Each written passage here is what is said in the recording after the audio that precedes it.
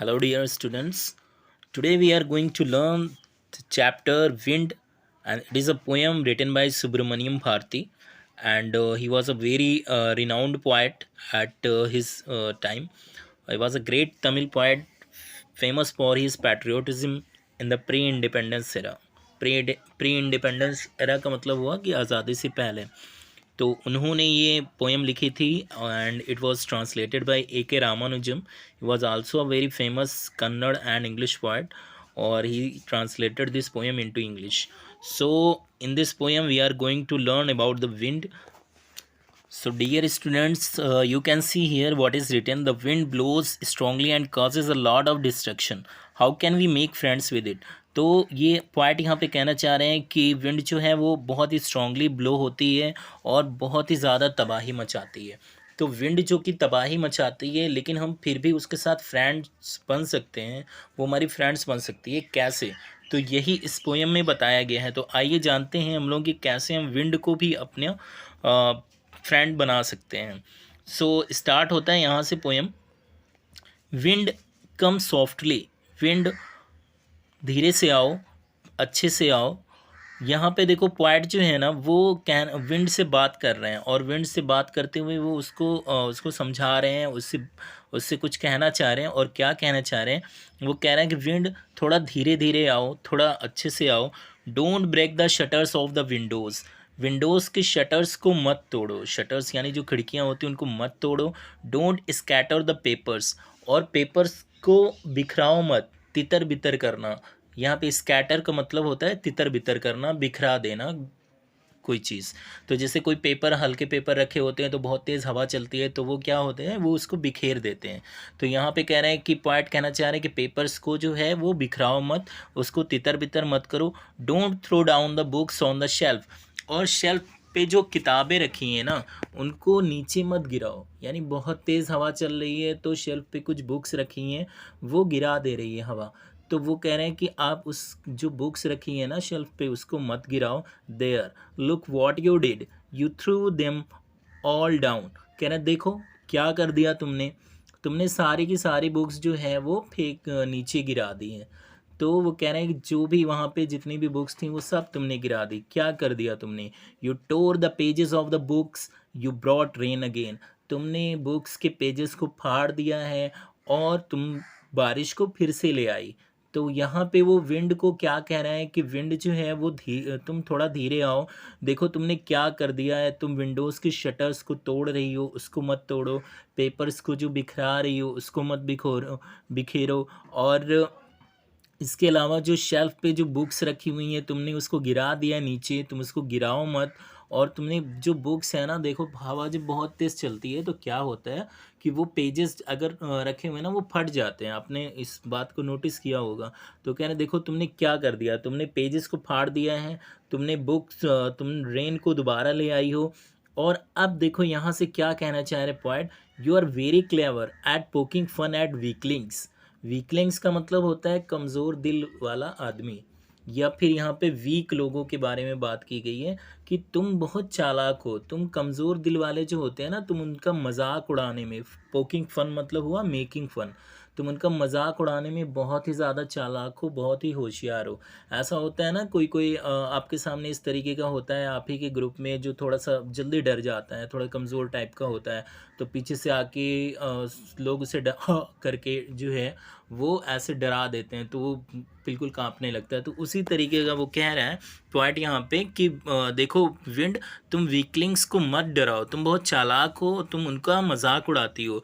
फ्रैल crumbling houses. फ्रैल का मतलब यहाँ पे वीक का सेंस हुआ. जो कह रहा है कि तुम क्या कर रही हो कि तुम जो कमज़ोर हाउसेज हैं ना तुम उनको क्रम्बल कर दे रही हो. क्रम्बल का मतलब होता है एकदम तहस नहस कर देना या ढहा देना. यानी कोई चीज़ एकदम टुकड़े टुकड़े कर देना, यू कैन से.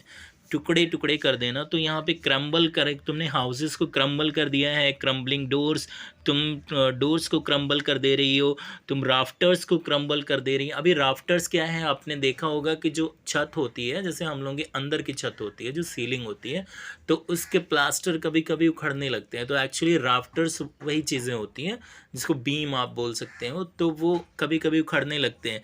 तो अगर तेज़ हवा चलती है ना, तो क्या होता है कि उनको वो उखाड़ के और फिर गिरा देती हैं। तो कह रहे तुमने राफ्टर्स को गिरा दिया है, तुम क्रम्बल कर रही हो, तुम उनको टुकड़े टुकड़े कर रही हो, तुम वुड को टुकड़े टुकड़े कर रही हो, तुम बॉडीज़ को टुकड़े टुकड़े कर रही हो। बॉडीज़ यहाँ पे एनिमल की बॉडीज़ हैं, या फिर ह्यूमन बॉडीज़ भी कह सकते हैं, या फिर बच्चे छोटे। क्या होता है, कभी कभी ऐसा लगता है कि हवा आपको उड़ा दे रही है, उड़ा देगी। तो वो सारी चीज़ें कह रहे हैं क्रम्बलिंग लाइफ्स, और तुमने ज़िंदगियों को भी टुकड़े टुकड़े कर दिया है, क्रम्बलिंग हार्ट्स, और दिल के तो टुकड़े टुकड़े हो ही गए हैं। तो दिल के टुकड़े टुकड़े होने का सेंस ये है कि बहुत तेज़ हवा चलेगी, बहुत तेज़ बारिश होगी, आंधी तूफान आएगा, तो दिल बिल्कुल बहुत ही ज़्यादा, मतलब कमज़ोर लोग जो होंगे ना, उनका दिल छोटा और छोटा हो जाता है, और वो टुकड़े टुकड़े हो जाते हैं, बहुत ही ज़्यादा डर जाते हैं। तो यहाँ पे वो पोएट कहना चाह रहे हैं कि ये सारे काम तुम कर दे रही हो और कर रही हो। अब फिर यहाँ देखिए आगे की लाइन में क्या पोएट कह रहे हैं कि जो विंड गॉड है ना, the wind god winnows and crushes them all. यहाँ पे विनोज का मतलब हुआ कि जैसे कोई चीज़ अलग अलग कर दी जाती है। जैसे विनोइंग, आपने साइंस में एक चैप्टर पढ़ा होगा जिसमें विनोइंग वर्ड आता है, और इसमें दिखाया जाता है कि जो है एक लेडी है जो कि पंखे के सामने या हवा के सामने इस तरीके से गेहूँ जो वो लेके, और इसमें जो खरपतवार होते हैं उसको वो इस तरीके से हवा के सामने करती है। तो उससे क्या होता है, जो हल्के हल्के उसमें जैसे स्ट्रॉ वगैरह होते हैं, भूसे वगैरह होते हैं, वो तिनके टाइप की चीज़ें उड़ जाती हैं, और वो जहाँ पे वीट होता है वो नीचे गिर जाता है। तो इस तरीके की चीज़ें आपने देखा होगा, तो उसी को बोलते हैं विनोइंग। तो कह रहे हैं कि जो गॉड विंड गॉड हैं, वो क्या कर दे रहे हैं, वो जो मजबूत चीज़ें हैं ना उनको अलग कर दे रहे हैं, और जो हल्की हल्की चीज़ें हैं उनको वहाँ पे क्रश कर दे रहे हैं। He won't do what you tell him. और वो कह रहे हैं कि तुम जो कह रहे हो ये सारी चीज़ें कि विंड से कि ये मत करो, ऐसा मत करो, वहाँ उसको मत तोड़ो, पेपर को बिखराओ मत, और लोगों को क्रश मत करो, ये सब कुछ वो आपकी बात सुनने वाले है नहीं, वो आपकी बात नहीं सुनेंगे। So come let's build strong homes. तो अब पॉइंट यहाँ पे हम लोगों से कहना चाह रहे हैं कि ठीक है, तो फिर अब आइए और स्ट्रॉन्ग होम्स बनाइए।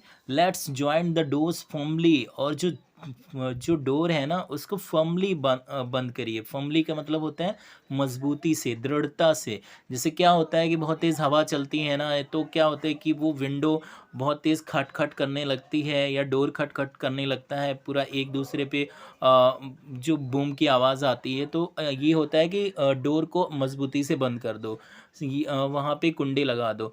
तो इससे क्या होगा ना कि हवा फिर उनको हिला नहीं पाएगी। तो ये हाँ, यहाँ पे कह रहे हैं कि वो डोज को अच्छे से फर्मली बंद कर दो, अपनी बॉडी को और ज़्यादा फर्म करो, और ज़्यादा मजबूत बनाओ। Make the hard steadfast. Steadfast का मतलब हुआ, इसका मतलब भी फर्म हुआ, दृढ़ हुआ, या फिर डिटरमाइंड कह सकते हैं आप, या फिर कॉन्टीन्यूअस कोई चीज़। तो कह रहे हैं अपने दिल को भी इतना मजबूत बना लो, इतना दृढ़ बना लो कि वो निरंतर चलता रहे, वो किसी से डर के रुके ना, मतलब हार्ट बीट आपकी मिस ना हो। Do this and the wind will be friend with us. कह रहा है कि अगर आप ऐसा करते हो तो विंड जो है वो आपकी फ्रेंड बन जाएगी, और the wind blows out weak fires. अब यहाँ पे देखो क्या कहना चाह रहे हैं कि विंड है ना वो वीक फायर्स, यानी हल्की फुल्की जो कोई फायर्स होती है उसको वो बुझा देती है। ब्लोज आउट का मतलब बुझाना।